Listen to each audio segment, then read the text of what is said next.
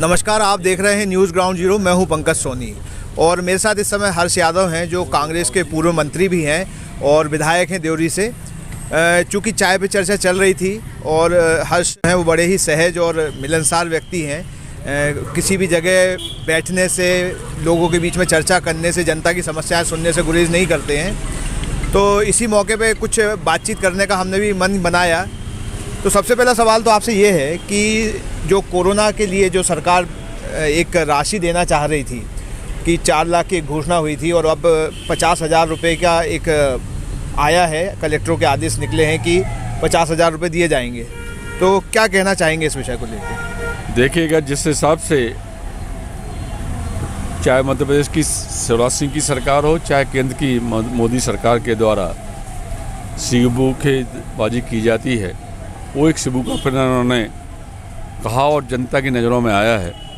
निश्चित रूप से जब केंद्र सरकार ने घोषणा की थी कि हम पीड़ित परिवार के लिए 4 लाख रुपए देंगे, बड़ी एक आशा और उम्मीद वो पीड़ित परिवारों के लिए जो कहीं ना कहीं अपना सब कुछ लुटाने के बाद आर्थिक के साथ साथ वो परिजन भी खोए थे और उम्मीद थी कि हमें 4 लाख रुपए के द्वारा जो लोन लिया होगा या कहीं ना कहीं किसी से कर्ज लिया होगा उससे हमें मुक्ति मिलेगी। बहुत दुर्भाग्य की बात है, मोदी जी के द्वारा कहे जाने के बाद, शिवराज सिंह जी के कहे जाने के बाद वो राशि आज दिनांक तक नहीं मिली थी। वो कहीं ना कहीं सुप्रीम कोर्ट के संज्ञान में बात आई और निश्चित रूप से मैं धन्यवाद ज्ञापित करूंगा सर्वोच्च न्यायालय को कि उन्होंने एक बेहतरीन डिसीजन के माध्यम से सरकार को आगाह किया और निर्देशित किया कि आपको पीड़ित परिवार के लिए 50,000 रुपये की राशि देना पड़ेगी। मगर कहने का तात्पर्य ये है कि इस तरह की सिबूखेबाजी लगातार भारतीय जनता पार्टी के जो सफैसलार हैं, जो भी मुखिया हैं, चाहे मध्य प्रदेश की बात हो, चाहे केंद्र सरकार की बात हो, चाहे वो 15 लाख देने खाते में जाने की बात हो, चाहे 2 करोड़ रोजगार एक साल में देने की बात हो, इसी तरह का सबू का एक बार पुनः जनता की नज़रों में आया और कहीं अविश्वास का जो वातावरण भारतीय जनता पार्टी के प्रति बना है वो लगातार अनावश्यक जारी है। निश्चित रूप से 4 लाख रुपए की राशि उस परिवार को बहुत राहत देता।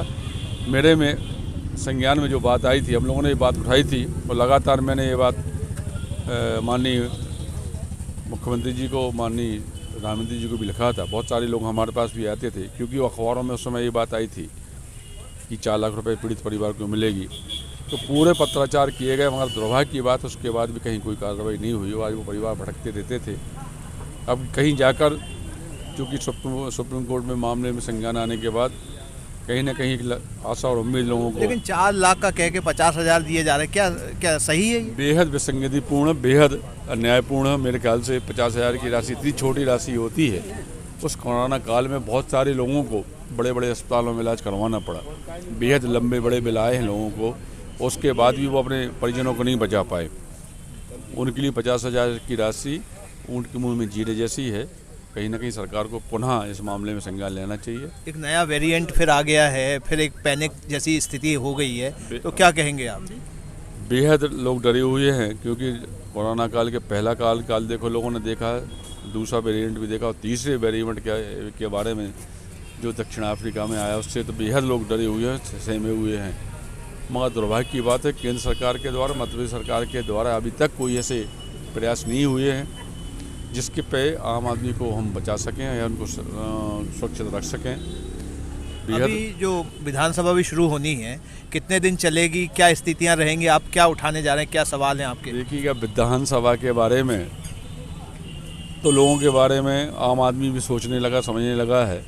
जो विश्वसनीयता मानी जाती थी किसी समय में, जब हम लोग की मध्य प्रदेश में सरकार हुआ करती थी, लोग मानते थे कि 70 दिन, एक साल में 70 दिन विधानसभा का सेशन हुआ करता था। मगर आज चाहे वो बजट सेशन की बात हो, चाहे मानसून सत्र की बात हो, चाहे आपका शीतकालीन सत्र की बात हो, मात्र औपचारिकता तक सीमित हो जाते हैं। हम लोग बड़ी विपक्ष के विधायकों की सबसे बड़ी ताकत होती है विधानसभा, विपक्ष के लोगों का वो हथियार होता है। कहीं ना कहीं आम आदमी की आवाज़ उठाने की काम हम लोग विधानसभा में उठाने का काम करते हैं।